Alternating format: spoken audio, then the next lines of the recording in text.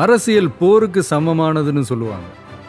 போரா இருந்தாலும் அரசியலா இருந்தாலும் அங்க ஒரு வெற்றி கொடி பறந்தே ஆகணுங்கிறது ரொம்ப முக்கியம்.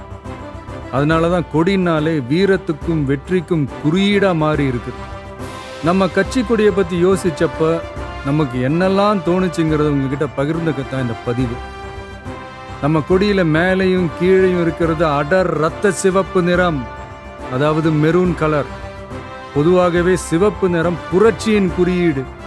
அந்த கேட்டகரியில வர மெரூன் கலர் எல்லாரோட கவனத்தையும் பளிச்சுன்னு ஈஸியா ஈர்க்கிற ஒரு நிறம். கட்டுப்பாட்டை குறிக்கிற கலர், பொறுப்புணர்வை சொல்ற கலர், சிந்தனை திறனை சொல்ற கலர், செயல் தீவிரத்தை சொல்ற கலர். அப்புறம் நம்ம கொடியோட நடுவுல இருக்கிறது மஞ்சள் நிறம்.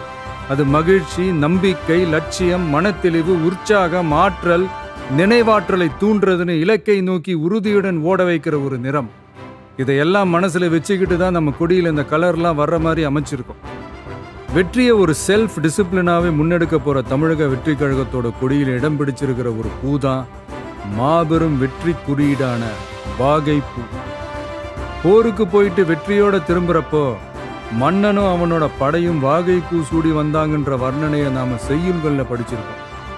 ஆனா மன்னர் பெரும்பிடுகு முத்தரையர் போருக்கு போறப்பவே வெற்றியை முன்கூட்டியே கணிச்சு வாகை பூ சூடிக்கிட்டு போனாருன்னு சொல்றாங்க. வாகைனாலே வெற்றின்னு ஒரு அர்த்தம் இருக்கான். அப்படியான வெற்றியில அரச வாகைனா அரசனோட வெற்றின்னு அர்த்தம். ஆனா இங்க நம்ம தமிழக வெற்றி கழக கொடியில இருக்கிற வாகை பூ மக்கள் வாகைக்கானது, அதாவது நம்ம மக்களோட வெற்றிக்கானது. இன்னும் சரியா சொன்னா இந்த மண்ணோட வெற்றியை சொல்றது. ஆகவே நாம நெஞ்சார நேசிக்கிற தமிழ்நாட்டு மக்களை, உலகெங்கும் வாடுற தமிழர்களை ஒரே நேர்கோட்டு சித்தாந்தத்துல பயணிக்க வச்சு வெற்றி வாகை சூட வைக்க போவதற்கான உறுதிப்பாட்டை குறிக்கத்தான் இந்த வாகை பூவை நம் கட்சி கொடியில வச்சிருக்கோம். அப்புறம் யானை. மிகப்பெரிய பலத்தை சொல்லணும்னா யானை பலம்னு சொல்லுவாங்க. தன் நிறத்திலும் குணத்திலும் உருவத்திலும் உயரத்திலும் எப்பவுமே தனித்தன்மை கொண்டதுதான் யானை. அதுலயும் குறிப்பா போர் யானை தன்னிகரற்றது. போர் தந்திரம் பழகிய யானைங்க எதிரிகளோட தடைகளையும் படைகளையும் சுத்தி வளைச்சு துவம்சம் செய்யறதுல கில்லாடிங்க. தன்னோட முன்னங்கால்களை தூக்கிக்கிட்டு தும்பிக்கையை மேல தூக்கி பிளிரிக்கிட்டே ஓடி வந்து எதிரிகளை போர்க்களத்துல பீதி அடைய வச்சு பின்னங்கால் பிடரியில அடிக்க அலறிக்கிட்டே ஓட வைக்கும். அப்படிப்பட்ட போர் முனையில இருக்கிற பலமான இரட்டை போர் யானைங்க தான் தமிழக வெற்றி கழகத்தோட கொடியில இருக்கு. இந்த இரட்டை போர் யானைங்க எவ்வளவு பெரிய மதம் பிடிச்ச யானைகளையும் கண்ட்ரோல் பண்ணி வழிக்கு கொண்டு வர்ற வல்லமை பெற்ற கும்கி யானைங்க மாதிரி தான் யாரும் விரிவா விலைக்கு சொல்ல வேண்டுமா என்ன?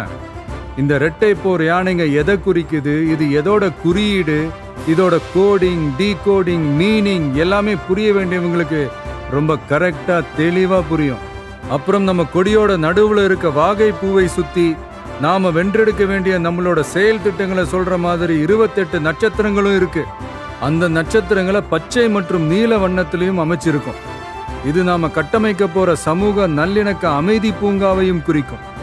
ஆகவே தமிழ் மண்ணின் வெற்றி குறியீடாக மாறி பட்டொலி வீசி பறக்க போகும் நம் கழகத்தின் மணித்திரு கொடியை தம் கரங்களிலும் மனதிலும் தமிழ்நாட்டில் இருக்க மக்கள் அனைவரும் ஏந்த போவது நிச்சயம். பறக்கட்டும் தமிழக வெற்றி கழகத்தின் கொடி, திறக்கட்டும் புதிய திசைகள், சிறக்கட்டும் தமிழகம்.